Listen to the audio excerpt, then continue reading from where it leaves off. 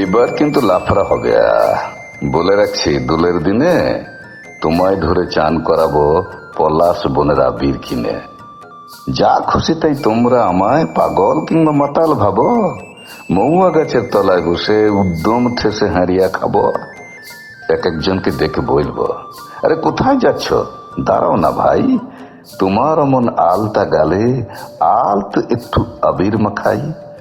দু এক ফোঁটা রঙের ছিটে, দু তিন রেখা মিষ্টি আবির, তুমি তখন হয়ে উঠবে সমস্ত রং এই পৃথিবীর। বমকে গিয়ে হয়তো বলবে, এ কি করেন, ছিছি, না না।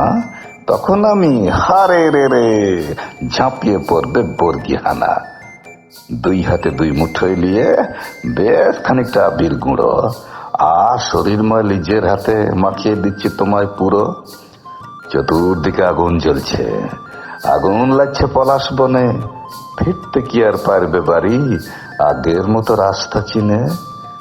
ভাবছো হয়তো এই সে লোকটা, সেই সে লোকটা, আর কি আছে।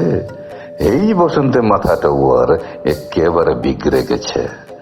শান্ত লোকটা হলোটা কি? কি খেয়েছে এমন মাতাল, বুনো হওয়ার মতো এখন এক করে দেয় আকাশ পাতাল। তবুও দেখো কাঁপছে কেমন, কাঁপছে কেনে, কিসের জ্বরে। ছাড়তে হবে তাই তো লোকটা অমন করে জড়িয়ে ধরে।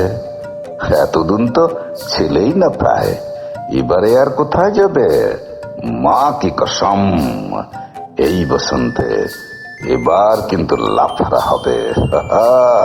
এবার কিন্তু লাফড়া হবে।